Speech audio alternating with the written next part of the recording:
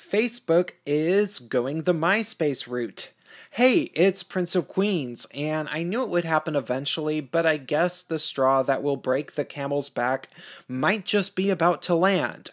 Or maybe not straw, maybe I should say the gigantic stone pillar that is more than likely gonna smash Facebook into bits of eventually forgotten internet lore, not dissimilar to LiveJournal or Makeout Club.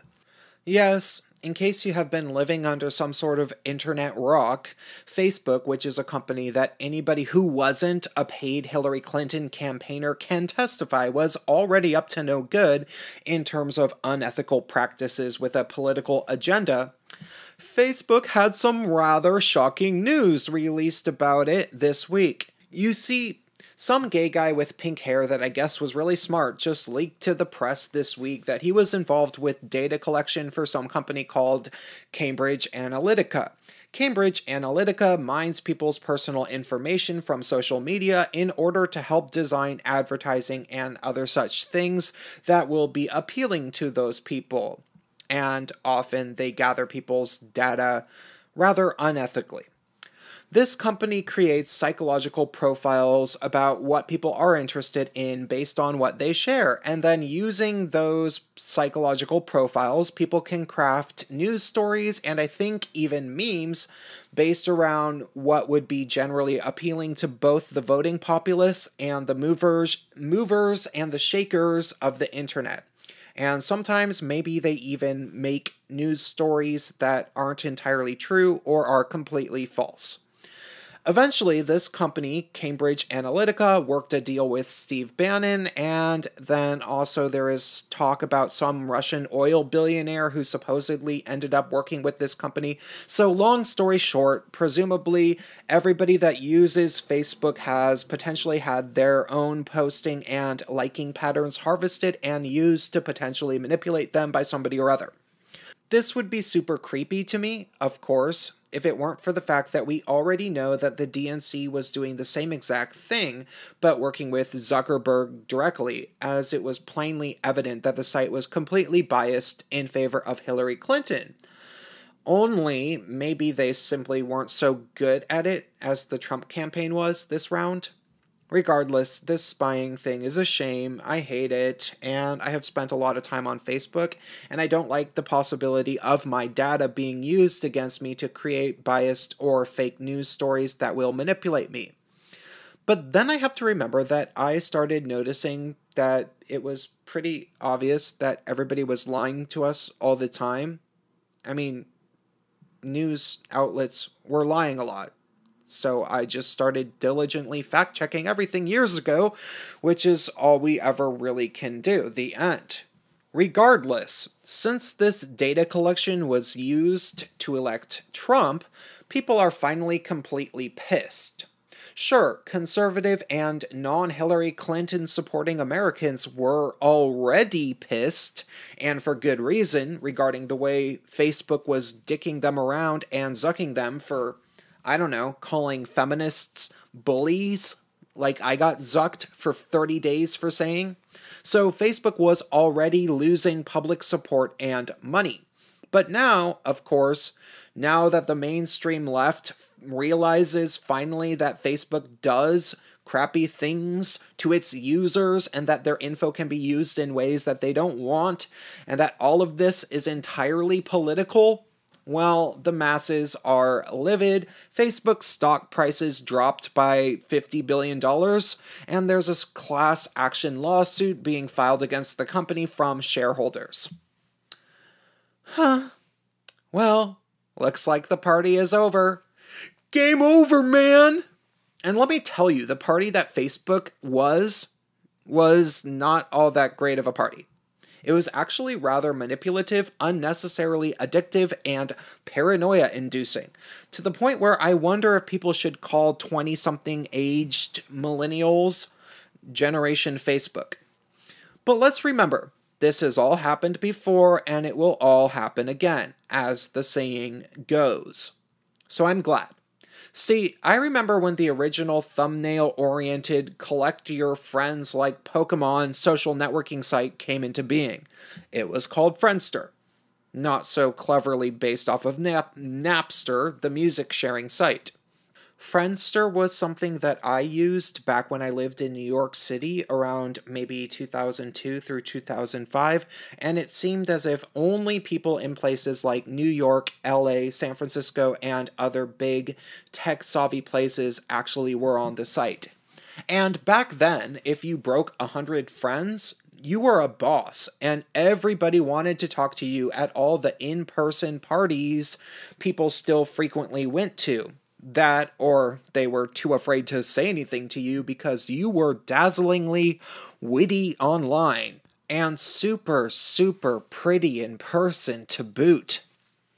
However, it didn't take long for Friendster to slowly die in popularity because, in spite of the fact that I believe it still exists to this day, MySpace came out soon after, and MySpace was simply a better site for several reasons. You could customize your background and put pictures of people like MIA or The Faint to let everybody know what type of music you listened to. And in case people forgot about what type of music you listened to, you could put a song playing on your profile so that a song would start up as soon as anybody looked at your profile. Super annoying, honestly, and personally, I never did that. Music was actually the big innovation of MySpace, from what I understand, as there were MySpace band pages, and you could basically upload entire albums onto the site for people to stream if they wanted to hear your stuff. And most of the time, it was hard to pirate the music and download it off the site for most people. So having a social network site with music, it was cool. That had never happened before. And then, of course, Facebook came along. But despite the fact that Facebook came out in 2004, whereas MySpace had only come out in 2003, it took until the end of the decade, if not early into this decade, for Facebook to truly become more popular than MySpace, at least with everybody. The reasons were complicated, as I recall. For one, MySpace's original owner, Tom, sold the company for something ridiculously low, like $1 million, and it became more and more corporate. More than anything, I remember being inundated with fake profiles of webcam girls constantly, which was tedious, to say the least. I think that they just didn't really maintain it very well because they didn't really care about making their users happy and instead maybe cared about making the advertisers happy. I don't know. But even more than that, Facebook did a much better job offering discussions on its platform. You could have status updates and then comments and comment threads, and I believe they came up with the like system, which hadn't previously existed. People could talk about whatever they wanted to talk about on Facebook, and people could not only talk with their friends, but spy on people they didn't know that well, which was obviously appealing. However, this created all sorts of problems for people on a cultural level because it meant that people in leftist echo chambers could mix with their former friends and family members from back home while talking to their new cool friends, and as a result of all of that happening, all sorts of chaos ensued when social justice culture kicked into high gear around 2012. I won't spare you the details, but maybe watch my video throwing cyber rocks from the ivory tower if you want a take on this. Regardless, what I think is a bit more important to focus on to finish this video is what I think is going to happen in the future, because that's what's on everybody's mind, right? If Facebook folds or stops being the main focus of the internet, what will happen next? Well, truthfully, I suspect that the most interesting immediate effect that I could really see in my everyday life will be that the intersectional feminist social justice herd will largely collapse and then have to try to reform itself elsewhere, the same way that everybody else will have to. However, it gets really funny when you try to imagine that, because unlike people like myself that are already on places like Minds.com, I don't think it will be particularly possible for the social justice crowd to just go ahead and dissolve and then reform, because I don't think that these people actually really like each other all that much. Seriously, as nasty as the intersectionals are to people they disagree with on the internet, they are basically every bit as nasty to each other on the internet when they think nobody is watching. They're not so bad in person, but they can be bad in person. It's not hard to find them in semi-private discussion forums where they'll start accusing trans women of having male privilege and being part of the patriarchy, or doing things like banning gay men from their own spaces so that the queen lesbian feminists can rake in as much money as possible. Believe it or not, intersectionals generally hate each other, as I go on about in the video in my channel trailer, so I simply don't actually believe that they'll do a very good job re-networking with each other after everybody's personal Rolodex, Facebook, is taken away. I just don't believe that these people will be able to build community or a new online social reality by uniting around their shared ideas, because they simply aren't good ideas, and never were. You see, the only reason intersectional culture got to where it was, in terms of popularity, was because of legitimately hard-working artists that they piggybacked upon. People like the people that I knew, and maybe even myself last decade, who created a massive network of people that we both collaborated and threw shows with.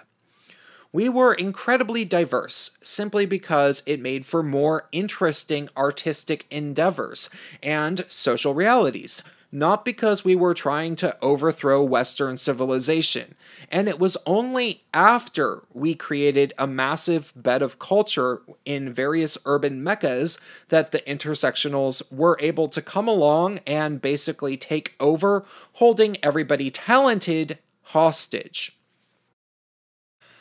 Anybody with any talent who had been popular in their social sphere around the end of last decade and early into this decade ended up having to walk on eggshells, living in fear of upsetting that one particularly loud and angry person that all of their friends knew on Facebook, who everybody considered oppressed. And that one loud and angry voice became the law of the land, considering there were, by extension, about 5 to 10 others in every social sphere at least. But what happens when you take Facebook out of that equation?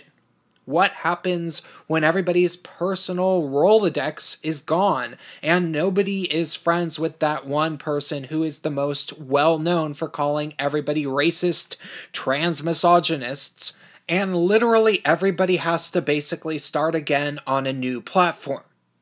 Well, I personally find it highly improbable that when these people do decide that they want to have a friend group again, they'll end up going out of their way to befriend all of the people who were the biggest pains in the ass the last time.